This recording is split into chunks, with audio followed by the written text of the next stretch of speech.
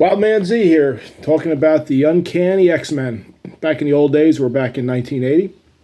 I was about 12, 13 years old, really getting into comics. I started about a year before this point, started with the Avengers and the FF mainly, and around issue, or precisely at issue 131, I started with the X-Men. And I was really in for a treat because I was in the middle of a run, which a run is roughly defined as an artist and a writer who are creating storylines that are memorable relative to prior storylines. And so this is John Byrne as the co-plotter and artist, and Chris Claremont doing the X-Men. And it's really, I would argue, some of the best work they did and some of the best comic books I've ever read. Other runs would be like Walt Simonson's Thor, let's say. That's exceptional. Certainly Roy Thomas with mainly John Buscema's art for Conan was huge. I forgot his name, but the gentleman who did the G.I. Joes that was excellent back in the day. This one person did that, had a whole run for it. And there's been numerous runs in Marvel and DC Comics, of course, and other lines. I'm mainly familiar with Marvel. So we're in Dark Phoenix Saga, and basically what's happened at this point, Jean was infected or inundated with this cosmic force known as the Phoenix. It sort of overwhelmed her in combination with her mind being tampered with Jason Weingart, a.k.a. Mastermind. And she's done some bad things. She's destroyed a planet. She's attacked the Shi'ar warship and destroyed it. She's also beaten the X-Men soundly in their first wave of battle. Well, the X-Men regroup. Professor X is involved. We got the Blue-Furred Beast from the Avengers joining up. And he's a scientist. I'd say he's up there with maybe Iron Man level of making things. He also has a big background in biochemistry, biophysics type of thing. So he has some skills. And they make a diadem or a crown of some sort to overwhelm her. But this is the cover page. They plan on her coming back to Earth. She's out in space. It's just sort of an image capturing the feel that she's destroying worlds and the Phoenix is overwhelming her. The Shi'ar Empire is aware of her now. There's Lilandra. She's the princess, the empress, I should say, of the Shi'ar. She's talking to some councils. She knows it's Jean Grey. She knows it's the Phoenix. It's within her. She knows she must be stopped. They're very powerful. They're sort of like the Kree.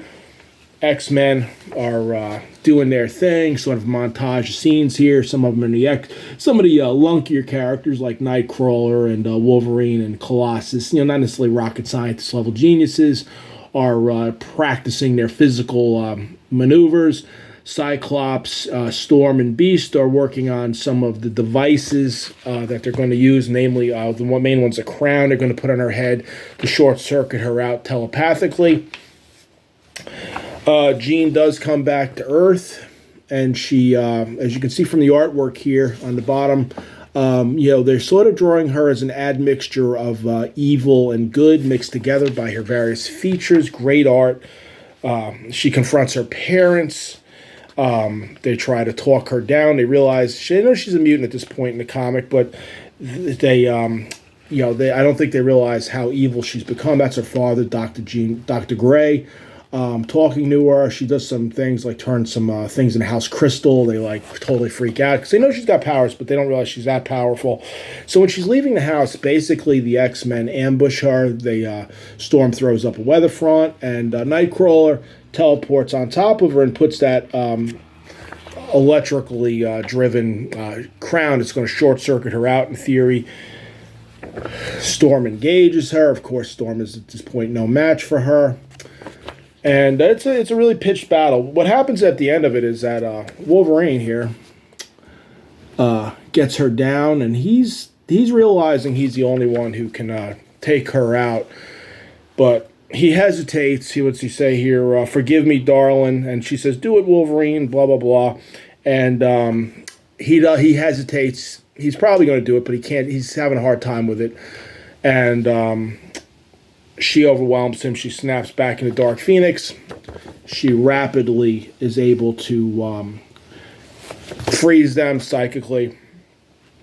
Then Slim or Scott Summers shows up with the professor in tow, and first Scott is trying to torque her down a little bit. And it looks like, as you see, her features are changing and so forth, and it's sort of working. They're longtime lovers. They're one of the older couples in Marvel Comics going back to the early 60s. He liked her from the get-go. They always had a relationship early on. Actually, all the boys on the team really liked her at first. They kind of implied Bobby Drake may have that he was a little too young. Now they made him into gay. He was definitely not a gay character. He had a girlfriend early on. But, that's the recent connotation of it. But he was kind of shy. But the other guys, Warren Worthington and Hank McCoy, definitely liked Jean. So while Scott's talking her down, the professor rolls on over, and he begins a psychic fight with her. Now, she's telekinetic and telepathic. He has minimal or no telekinetic skills. He's essentially telepathic. She blasts him in the wheelchair. I mean, there he is on the ground. I mean, Professor X is wheels. That's what Wolverine calls him, like in the movies, and I think he calls him out a couple times in the comics. He's got no physical capacity when he's, his brain is incredibly powerful. She could just blast him telekinetically, and he couldn't do anything. But it's kind of like I always felt like she was in a turmoil. Like she wanted to give him a fair fight. He's the professor. So she faced him just strictly psychically. And they fight on the side. And I always took it, I was listening to some reviewers say, like, how could he ever beat her at this point? I don't think he could. I think she's letting him the good side of her. We see her teetering back and forth between good and evil. I think the good side is weakening her a little bit. Yeah, this is sort of like comic literature in a sense where you have to read into it, and that's why I liked it. Even when I was a kid, it wasn't just told you. I took it that she was hiding internally, fighting on the side of the good guys, because you see she kind of is getting softening up with Scott speaking to her. But there's this great scene here at the end here where they're all gathered together. There's Jean being held by Scott. She's in a robe because her clothes came off. I heard one reviewer say, like, he doesn't understand why she went nude, like that was gratuitous. I'm like, it's kind of been implied that she can just morph that costume onto her. She doesn't really have to have a costume in a suitcase. She just changes whatever's around her into air, even into a costume. So I took it when he cyclically whammied her that she went and got naked. I'm like, everything wasn't so sexualized, I don't think, back then. But right in the middle of the professor trying to talk the father down, tell him, we're going to take care of Jean, they're teleported out of the scene. And that leads up to the next issue, which I'm going to talk about as a whole issue unto itself. These issues are so good, and I don't have a lot of time I record these on my phone. The next issue, I would argue, is the best or one of the best X-Men issues ever, period.